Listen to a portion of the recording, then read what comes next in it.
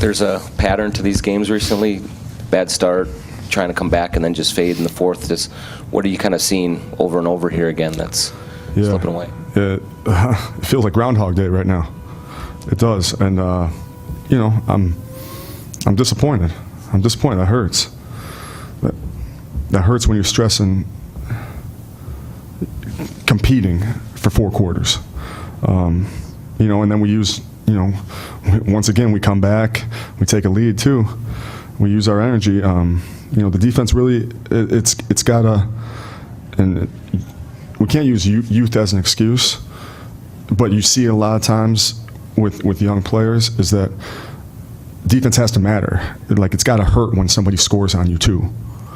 And we got to get to that point. And I firmly believe we are going to get to that point, and we're going to use every day we have together to move towards that, so we don't feel like this anymore. Do you sense it's an effort thing on defense, or what are you kind of seeing there that's just keeps cropping up? Yeah, you know, I don't want to know. I don't know if I want to say it's an effort thing, but that's in the realm of because really it's if it matters to you, you're gonna put forth everything you have defensively, and you know it's disappointing because you hold you know, an MVP candidate like Damian Lillard to 15 points, and you score 122 points and you lose. So that's you know, that hurts. It seems like really when this franchise has had really good defenses, they've had a leader, a guy that can like caulk seams and fill the cracks, and that seems like right now you don't have a leader at that end of the floor. You know, a guy who could communicate, but also, you know, Walker's talk on that kind of thing. Yeah, and you hit it right on the communicate part of things. We need to communicate better as a unit, and you know, it's got to come from, you know, wanting to communicate, but you know, instead of just being out there and you know, hoping things work out. So we have to communicate better moving forward. Is some of that people are afraid to communicate the wrong thing? You know, I don't know if it's necessarily that. It could be, but I think a lot of times things happen really fast, and it's, you know, in terms of communicating it, if it has to register. Right. You know, going, you know, basically all the way, you know, to somebody retaining it too. So just being engaged defensively, we got to be better. On a positive note, that second unit was great. Again, is it that it's registering for them? I mean, what is the so why? I mean, why would you say it's registering in that group? The consistency of them playing together? No, I don't even think it's the consistency of it. I think it's we have some natural communicators in that group, and the communication defensively, to me, that's the most important thing, the communication, and we got to find a way to become a better communicator within all of our units. Defensive rebounding has been a problem for a lot of the year. I mean, is that kind of the nail in the coffin and not being able to close out possessions when you do even force a miss like that, like you do sometimes? Yeah, and then you got a team like this who sets a physical tone. You know, I said it earlier, but Cantor's a great pickup for them, and he set a physical tone early on. You know, he had 6 offensive rebounds, and then, you know, they have wings who are also active as well, which caused problems for us.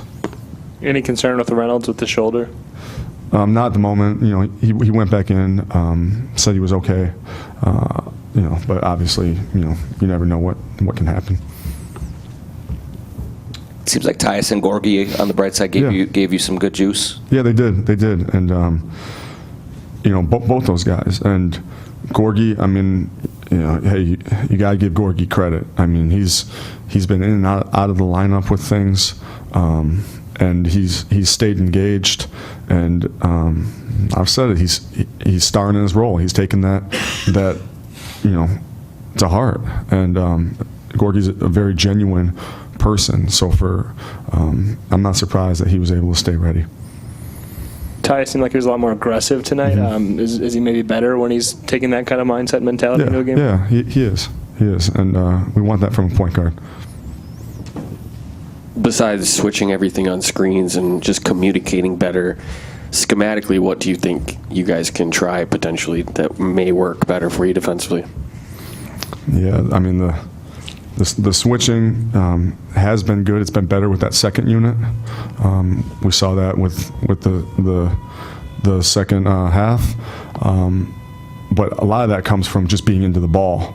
So schematically, I mean, I guess you can say, your pickup points are when those guys cross half court.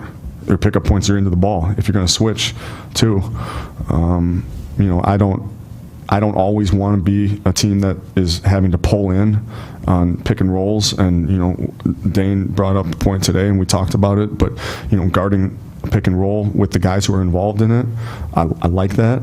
But you need time to work on that with things. Carl, 6 for 21. Do you get a sense that his defense is affected by his offense when shots aren't falling? He's falls off a little bit on the other end too. Yeah, it could. Yeah, I think so.